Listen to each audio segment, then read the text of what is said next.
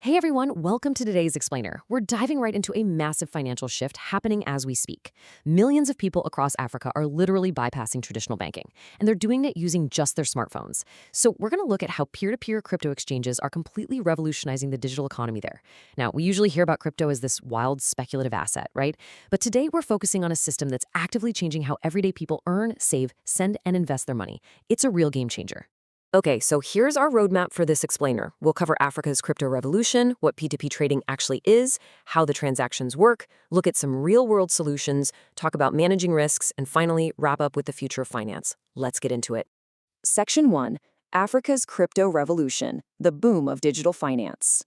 So why exactly is Africa the world's fastest growing crypto market right now? Well, to understand this massive explosion in adoption over the last decade, you kind of have to imagine the everyday financial reality for millions of people.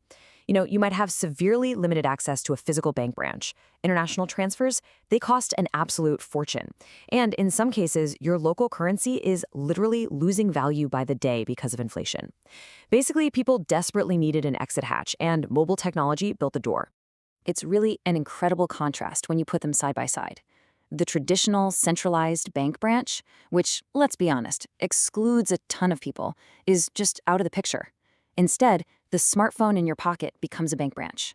P2P meets people exactly where they are, tapping into the local payment methods and mobile money tools they already use every single day. Moving on to Section 2.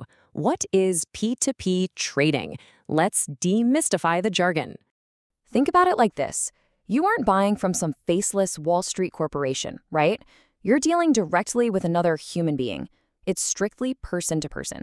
If you want to buy a used smartphone from someone at a local market, you don't go through a massive retail chain. You just exchange value directly with that person. Well, P2P platforms apply that exact same logic to digital assets. They simply act as a secure meeting place for buyers and sellers. And what makes this system so radically different from those big centralized exchanges is the flexibility. You aren't forced into using a clunky international wire transfer. You can use local bank transfers. You can use mobile money. And because sellers are competing for your business directly, you're often getting fantastic pricing. The best part? The whole shebang is done straight from a smartphone.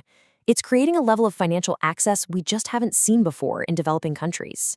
All right, Section 3, how P2P transactions work, looking at the mechanics of trust.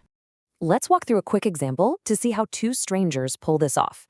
Say we have Tunde, and he wants to buy crypto from Sarah. Now, you might be wondering, what's stopping Sarah from just taking his cash and ghosting him? Well, the answer is escrow. When they start the trade, the platform instantly locks Sarah's crypto. She literally cannot touch it. Then, Tunde sends his local payment, Sarah confirms she received the actual funds, and only then does the platform release that crypto to Tunde. It's a brilliantly simple system that acts as a rock-solid bedrock of trust. And honestly, treating your crypto trades kind of like checking online customer reviews is the way to go.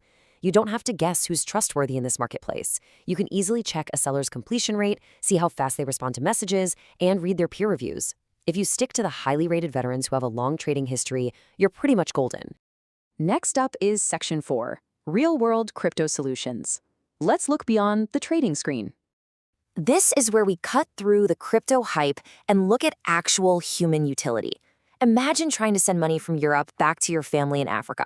You go to one of those legacy remittance services, and surprise, the fees just ate 10% of your cash. P2P crypto bypasses that old, expensive plumbing entirely.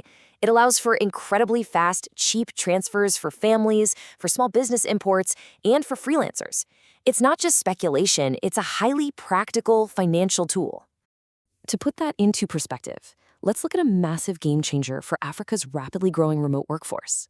Say a Nigerian designer finishes a project for a client over in Canada.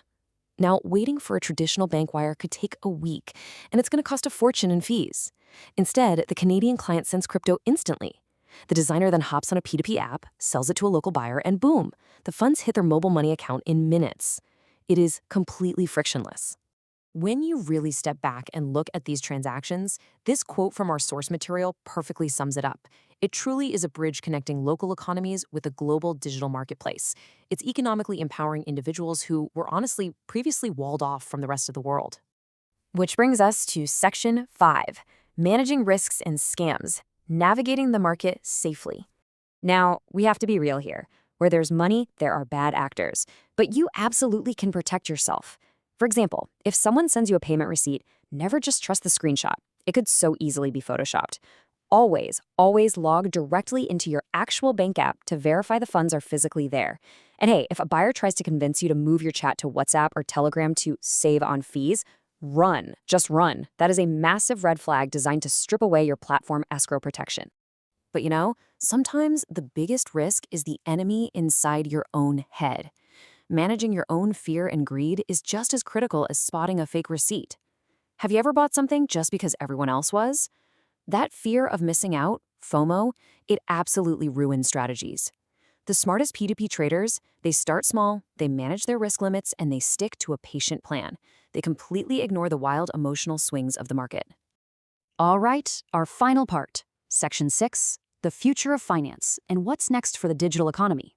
So, zooming back out, the true future for everyday business in this space isn't necessarily Bitcoin, it's stable coins. You can think of these as digital dollars. Because their value is anchored, meaning it doesn't wildly swing up and down, they offer incredible stability for merchants, for savings, and for remittances.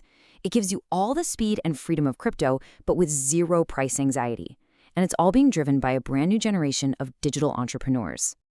We've seen how this P2P trading is empowering freelancers, securing family remittances, and bridging local economies to the globe. But I want to leave you with this final thought to consider.